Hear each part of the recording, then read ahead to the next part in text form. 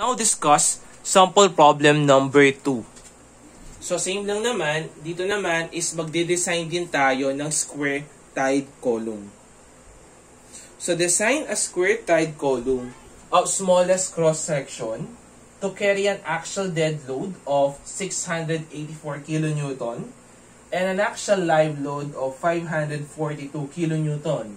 So we're going to assume that the value of your F'C, which will be equal to 20.7 megapascal, the value of your Fy, which is equal to 276 megapascal, and we will going to use 28 mm for the main diameter of your longitudinal bars, and we will going to use a 10 mm for the lateral ties. So we're going to use NSCP 2015, and in computing for the value of the dimension of your column, that must be multiples of 10 mm. So for this one, so kailangan nating masatisfy na magde-design tayo ng square column na merong smallest na cross section. So for this one, para makuha natin yung smallest cross section, we will going to equate yung value ng steel ratio natin sa 0.08. Bakit, sir? So, di ba yung steel ratio natin, that is equal to yung area ng bakal over yung gross area ng concrete natin. So, for this one, according to NSCP, yung value ng AST natin, that is ranging from 0.01 Ag to 0.08 Ag.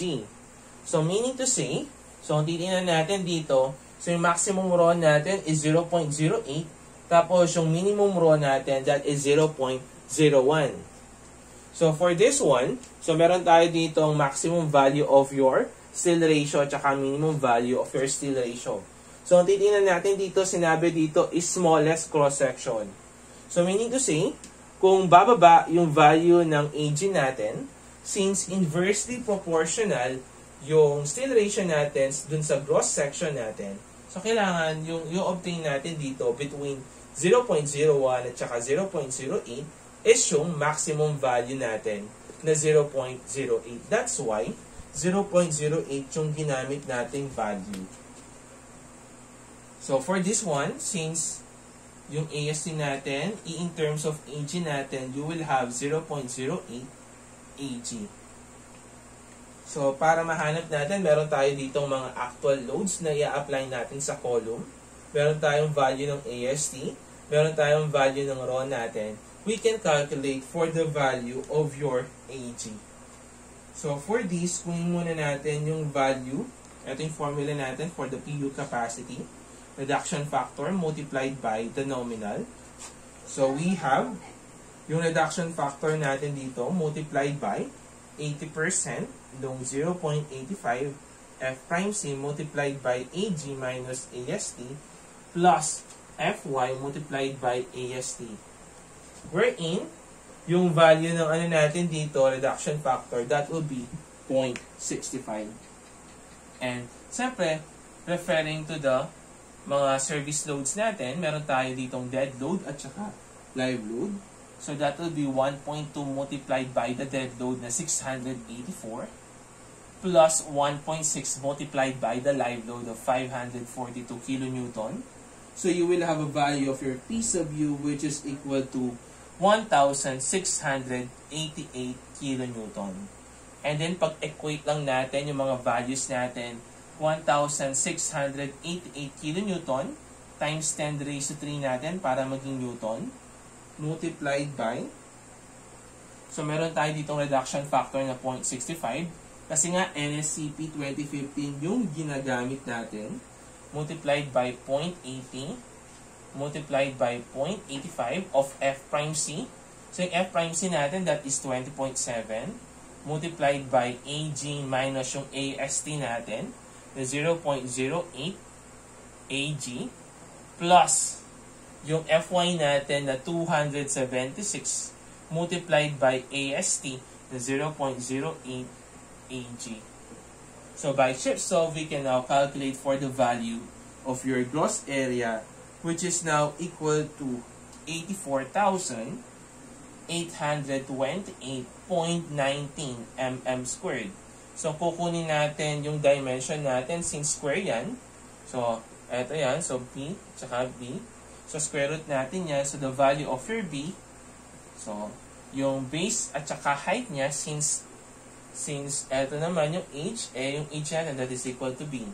So, you will have a value of 291.25. So, sabihin natin that is 300 by 300 mm. Again, sa mga dimensions natin, that is always round up. After natin ma-compute yung value ng AG natin, we can now calculate for the value of your number, solve for number of main bars. So, for this one, that will be, kunin muna natin yung AST natin.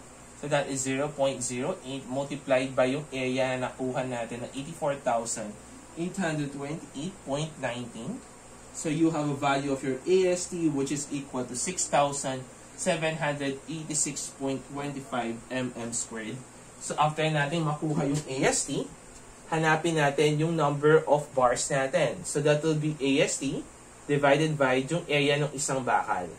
So, yung AST natin na 6,786.25 mm squared over yung area ng isang bakal natin.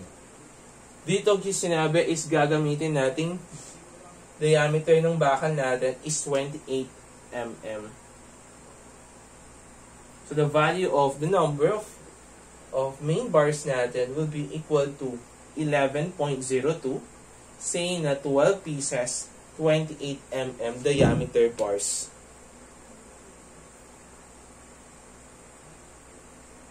So, eto no, yung mga general direction natin dito. If we will going to lay out yung mga bakal natin.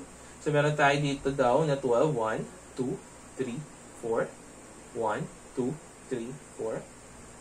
So, para hindi kayo mahirapan, so yung number of pieces natin, always divisible dapat yan by 4. Divisible by 4. Okay. So, since meron tayong 12, divisible naman yan by 4. So, kung hahatiin ko yan sa 4 na quadrant, so, meron tayong 3 piraso dito, 3 piraso, 3 piraso dito, 3 piraso, dun sa kabila 3 piraso, and then dun sa other side is meron tayong 3 piraso. So, meaning to say, okay yan. So, next naman is after that, after we solve for the number of your reinforcement dun sa longitudinal side, so let us now check yung maximum steel ratio natin. Check natin yung steel ratio natin. So, yung actual steel ratio natin, that will become yung AST natin, wherein yung AST, etong 12 pieces, wherein, check natin yung actual. So, meron tayong 12 pieces. Check natin kung magsasafe ba, kung gagamitin natin yung mga actual values natin. Over yung AG natin, yung na-compute natin value ng AG is 291. Kaso nga lang sa actual, gagawin natin yung 300. So, yung mga actual values yung gagamitin natin dito na mga values. So, the value of your steel ratio is now equal to 0.082, which is greater than sa maximum natin na 0.08. So, di ba? Etong ano natin dito, yung value ng 0.08 natin, wherein that is the value of your, etong ano natin dito, this is the value of your maximum steel ratio. Di ba? Sabi dito is, kailangan maximum na itong value natin dito eh. So, meaning to say, kung meron tayong maximum na value, kailangan hindi natataas pa sa 0.08 yung makukuha nating value dun sa actual. So, meaning to say, not okay yung design natin. So, sir, paano po natin gagawing okay yung design natin? So, gagawin natin dito is, iisip tayo ng paraan on how to lower yung value ng AG natin. So, kung titignan natin dito, since yung ano natin dito, yung steel ratio natin is inversely proportional to the dimension or yung area. So, kung tataas yung value ng area natin, bababa yung value ng steel ratio natin.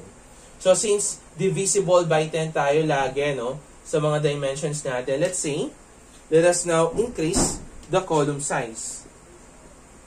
Increase natin ngayon natin yung column size.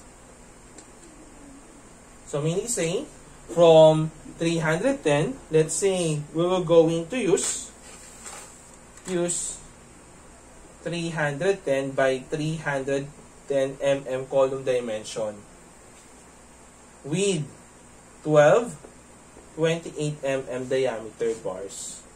So for this one, no need to check na kasi kung i-increase mo yung value ng area natin, panigurado, mas